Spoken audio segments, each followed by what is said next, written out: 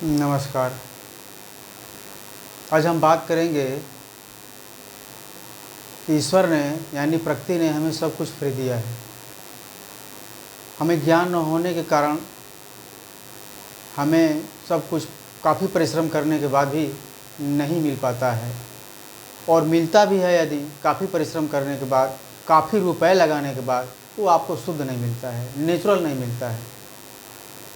तो आज हम बात करेंगे कि सब कुछ आपको फ्री मिलेगा, आने वाली पीढ़ी को और ज़्यादा फ्री मिलेगी, आने वाली पीढ़ी को और ज़्यादा मिलेगा, जितना ज़रूरत हो उससे ज़्यादा आपको मिलेगा।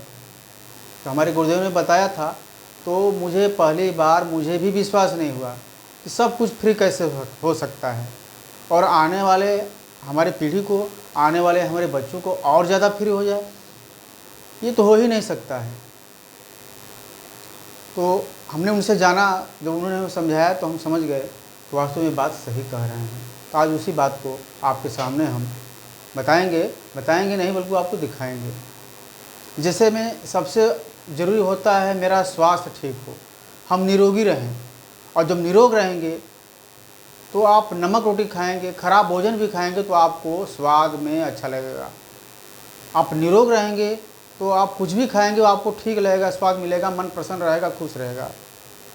लेकिन अगर निरोग नहीं है तो आपको अच्छा सेव दिया जाए, संतरा दिया जाए, कुछ भी दिया जाए, पकवान दिया जाए, लेकिन आपको अच्छा नहीं लगेगा, उसका स्वाद आपको नहीं मिलेगा। सारा सुख आपको दे दिया जाए फिर भी आप खुश नहीं रहेंगे, आप प्रसन्न नहीं रहेंगे, आप सुखी नहीं रहेंगे। तो हम खुशी कैसे रहें, हम प्रसन्न कैसे रहें, और नेचुरल सुख की बात करता हूँ, नेचुरल खुशी की बात करता हूँ, वो कैसे मिलेगा। तो सबसे पहले हम आएंगे कि हमारा शरीर कैसे बिना कोई खर्च के कैसे वो फ्री हमको कैसे मिल जाए कि हम स्वस्थ रहें, ढेर सारा दवा न कराना पड़े, सब कुछ फ्री मिल जाए। तो ईश्वर का दिया हुआ, प्रकृति का दिया हुआ ये आयुर्वेद हमारे पास है। जड़ी बूटियाँ हैं, घास हैं, पौधे हैं, जिन्हें हम खा करके फ्री में अपना स्वास्थ्य ठीक कर सकते हैं, और ये नेचुरल है। अगर किसी पौधे का रस हम लेते हैं सही मात्रा में, सही समय पर सही खुराक लेते हैं, तो हमें दवा से, एलोपैथ के दवा से भी अच्छा काम करता है। ये कटु सत्य है कि अगर हम आयुर्वेद लेते हैं, आयुर्वेद के घास पत्ते का रस लेते हैं, तो उसको बॉडी हमारा अच्छे ढंग से पचा लेती है, हमारे बॉडी में वो लगता है। जबकि एलोपैथ दवाइयाँ और कुछ दवाइयाँ हमारे बॉडी में अवशोषित नहीं हो पाते हैं, तो हमें एक तरफ से फ़ायदा और दूसरी तरफ नुकसान करते हैं। तो हमें जड़ी बूटी का ज्ञान न होने के कारण हम अस्पतालों के चक्कर लगाते हैं, डॉक्टरों के चक्कर लगाते हैं, और फिर रोते हैं कि ठीक नहीं हो रहा है, या रोते कि हम गरीब, मेरे पास पैसा नहीं है। पैसा जिसके पास है वो दवा करके थक गया है। आप इस भ्रम में हैं कि मेरे पास पैसा नहीं है इसलिए हम गरीब हैं, इसलिए हम परेशान हैं। लेकिन आप देखिए कि बड़े बड़े हॉस्पिटलों में जाइए, पैसा देने के बाद, लगाने के बाद भी किसी का क्या बीपी ठीक हो रहा है, क्या किसी का शुगर ठीक हो रहा है, क्या किसी का हार्ट ठीक हो रहा है। अगर किसी का हार्ट का ऑपरेशन हो भी गया तो ज़िंदगी भर चेक कराना पड़ता है, ज़िंदगी भर दवा खाना पड़ता है, ज़िंदगी भर परहेज पर रहना पड़ता है। तो ये ऑपरेशन कराने के बाद ये बात है, अगर पैसा है तो ये बात है। मान लीजिए कि आज हमने मलेरिया का, टाइफाइड का जड़ी बूटी हमने ढूंढ लिया, आप खाइए, आपका मलेरिया टाइफाइड ठीक हो गया। आने वाला आपको जो लड़का है, आने वाला जो पीढ़ी है, वो ऐसा दवा, ऐसा औषधि ढूंढेगा कि आपको टाइफाइड मलेरिया होगा ही नहीं। उसकी आने वाली पीढ़ी ऐसा ढूंढ लेगा, ऐसी औषधि ढूंढ लेगा, वो निर्मूल हो जाएगा, टाइफाइड मलेरिया किसी को होगा ही नहीं। अब बताइए, और हम चिकित्सा पर कितनी ढेर सारा रुपए खर्च करते हैं, कितना टाइम बर्बाद करते हैं, कितना परेशान होते हैं। ये प्रकृति ने सब कुछ हमें दे दिया, हम उसको नहीं देखते हैं, उसको नहीं समझते हैं, और बस अंधी दौड़ में दौड़े चले जा रहे हैं। हमारे गुरुदेव ने भी यही कहा था, उन्हें नहीं माना, लेकिन कुछ औषधियों को उन्होंने दिखाया जो एलोपैथ के समान तत्काल काम करती हैं, और फिर रोग ठीक हो जाता है। दूसरी बात हम करेंगे, मान लीजिए आप अधिकारी बनने के लिए परीक्षा दे रहे हैं कि मैं दरोगा बन जाऊँ, एसपी बन जाऊँ, डीएम बन जाऊँ, लेकिन जो लोग बन गए हैं, जिनके पास रुपए हो गया है, उनसे कहिए क्या वो शुद्ध घी उनको मिल पाएगा।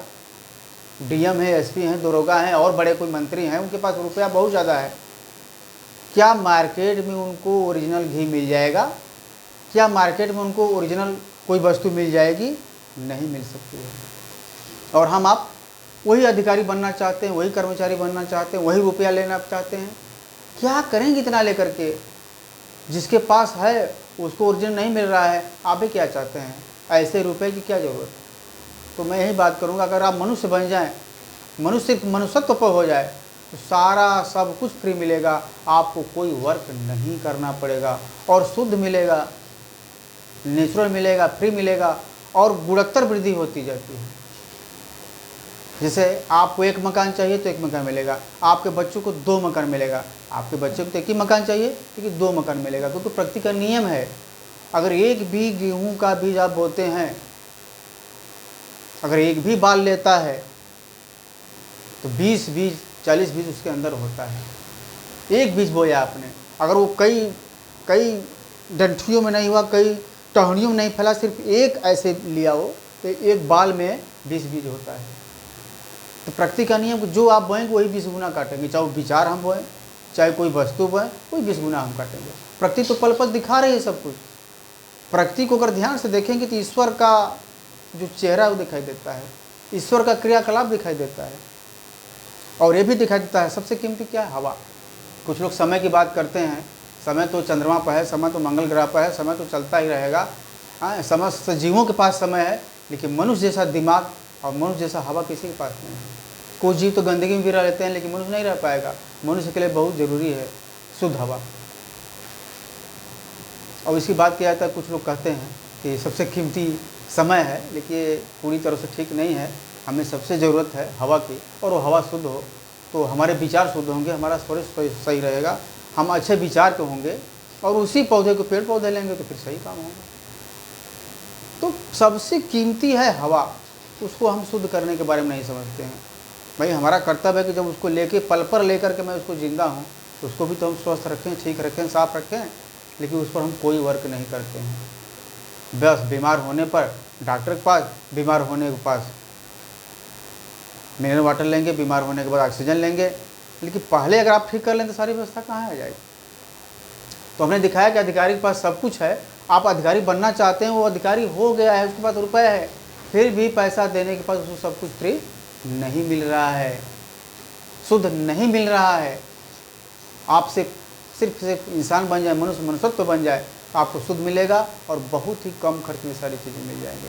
जैसे हमने आपको जड़ी बूटी पौधों के बारे में बताया, जैसे हमने हवा के बारे में बताया, सबसे अहम जरूरत है हवा। बताइए, प्रकृति ने आपको फ्री दिया, लेकिन उस पर हम कोई वर्क नहीं करते हैं, कोई बात नहीं करते हैं, क्योंकि दिख नहीं रहा है।